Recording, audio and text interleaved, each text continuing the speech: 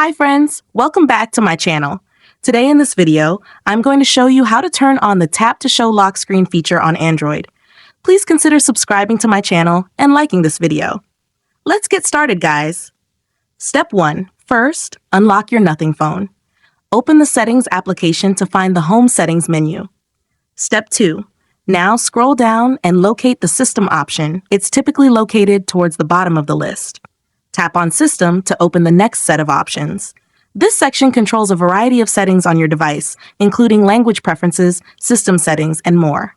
Step 3. Next, locate the Gestures option. Tap on it. Step 4. Now scroll down to locate the Tap to Show lock screen option. Unfortunately, this is turned off. Step 5.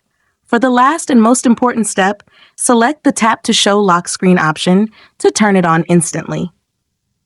If you found this tutorial helpful, don't forget to like this video and subscribe to my channel.